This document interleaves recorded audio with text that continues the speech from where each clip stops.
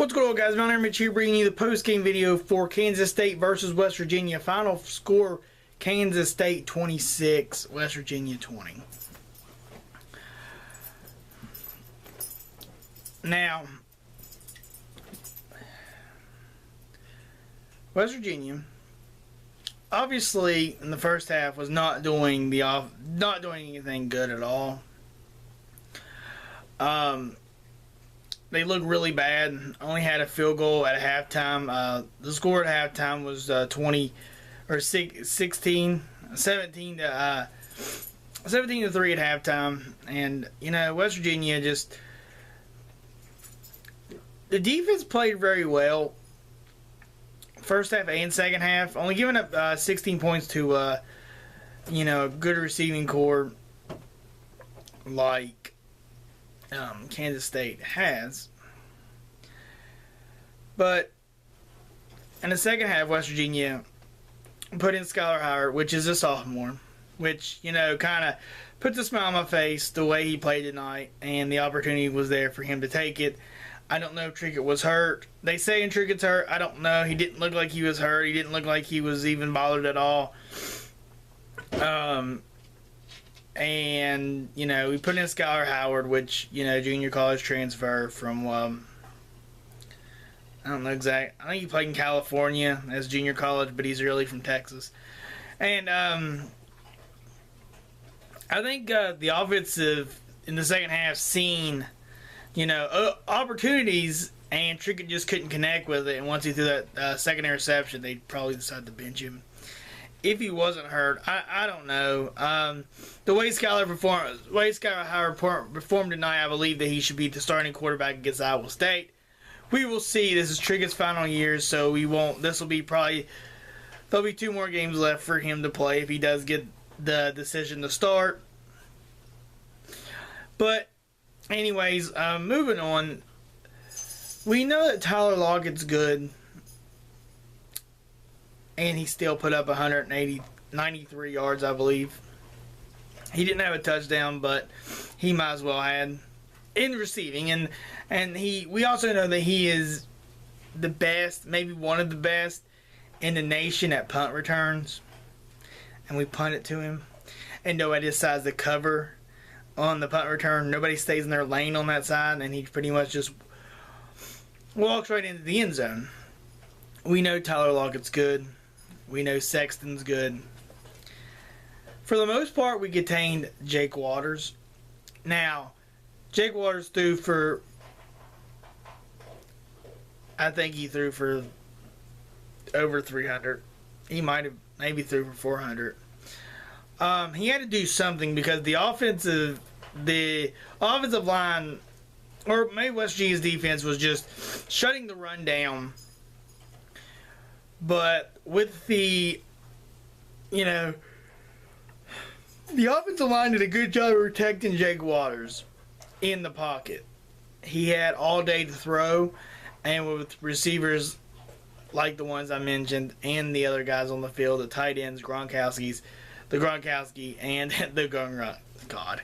Anyways, the good receivers that they have, you're not going to be able to let him sit back in the pocket all day because he will find his man to get open. It's not like the receivers just stop moving.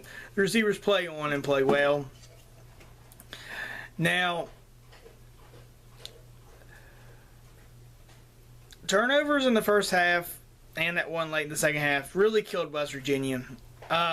Being down by 2 touchdowns was pretty lucky at halftime. I tweeted that out. But also was a hurt.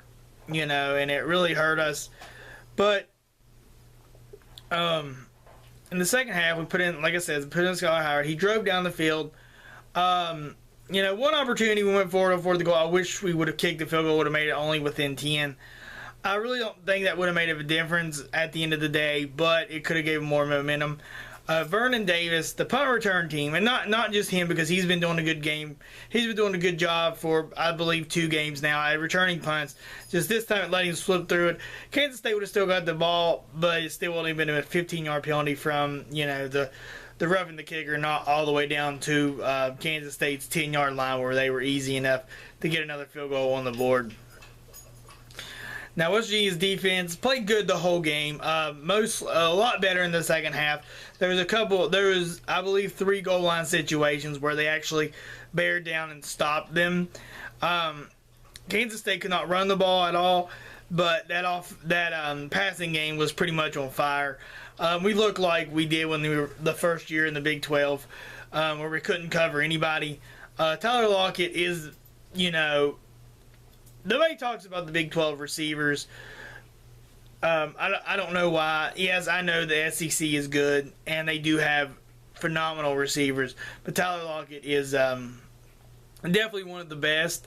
Very physical, and for us to put single coverage on him, I wish we would have, played him a lot better. But maybe doubled him just a little bit, or maybe put a little safety help.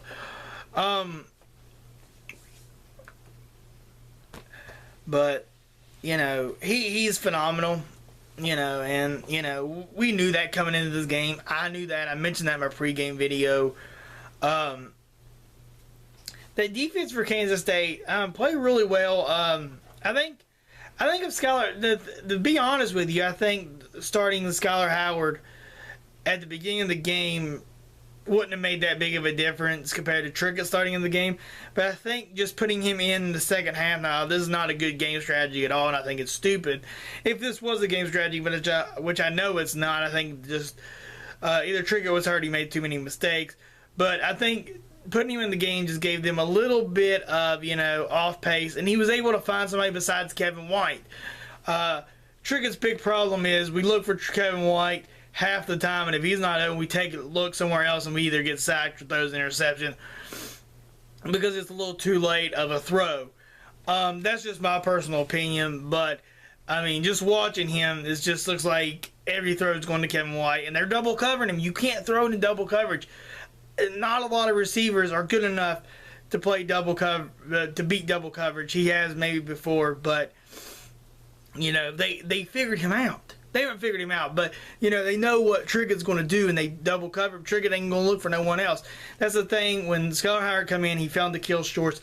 I believe he caught the most passes out of the whole receiving bunch was his catches, and they really come in handy. We hit a little first touchdown West Virginia hit was a slant pattern.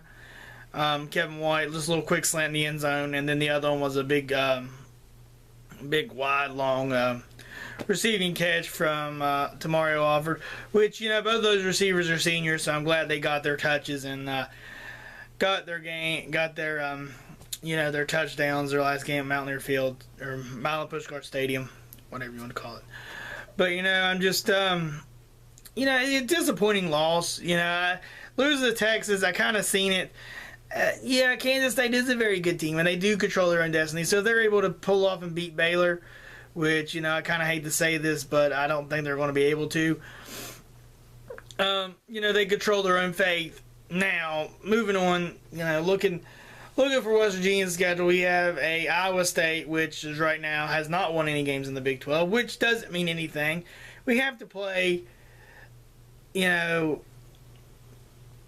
real good against, this team that hasn't, really produced much, but they have beat some relevant teams. And West Virginia doesn't look good in the, month of November for like 3 years now since Holgerson's taken over. And it doesn't look good. And these are the times where we need the wins. We have to win these late games. And, West Virginia earlier in the year did that in winning by field goals and,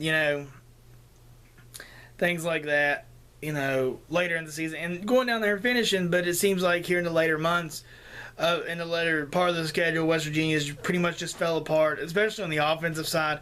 Skylar Howard did give them a spark today, which hopefully that carries over to Iowa State. But I don't know. We will have to see. Anyways, going back to the game though, Kansas State, Bill Snyder. This guy, this guru of football knowledge that he, stows upon these kids, or, it's really unlikely, and that's the reason that the high school kids want to go there. You watching, these walk-on kids that, nobody gave them a chance. They're just going to their favorite school in the state, especially for football. And they were like, we'll just walk on at Kansas State. Maybe I got a scholarship somewhere else. They thought they could, try out, get a walk-on. They got a walk-on. Now they're getting scholarships. And, that walk-on program is awesome there. And I enjoy seeing what they produce out of that, state. But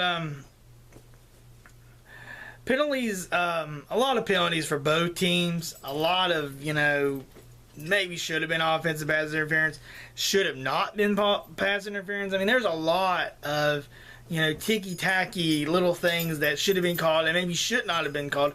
A lot of them shouldn't have been called. I mean, I know that the offensive pass interference on White and the one on Lockett was kind of a joke. I think the offensive pass interference in the end zone they didn't call. I guess it was an offensive pass interference, but they didn't call it. Where Dillon had a chance to intercept it. Did not get called, and I guess that is what it is. But don't be so inconsistent where you cannot, call. But Bill Snyder was definitely disappointed in his team. They should have definitely, had a chance to win this game. West Virginia didn't have that many turnovers in the first half. They might have had a chance to win this game and pull off the upset. But it's just disappointing, We have to be able to beat Iowa State and move on to whoever we play in the bowl game. And finish this year on a strong note because it started so well. Beating Maryland, hanging close with Alabama was, a spark to me that said this team might be able to play on the Big 12. Losing to Oklahoma by, the deep run game, losing to Texas was a heartache because, I seen it come with their big backs, maybe they didn't plan to see those big backs, but, and losing to heartbreaker TCU, and easily, had a chance to beat Kansas State, easily had a chance to beat, TCU. But, I guess I'm looking at the negatives and I need to look at the positives. We did beat Baylor, which Baylor is a very good team. But now I'm just rambling on about the whole season. This needs to come at the end of the season after we see what happens and how the bowl games shake out or whatever. But that's really about it, guys. I'll be back later on this week, I guess next week, with the pregame video for Iowa State. And that will be about it. Mountaineer Mitch signing out. Peace.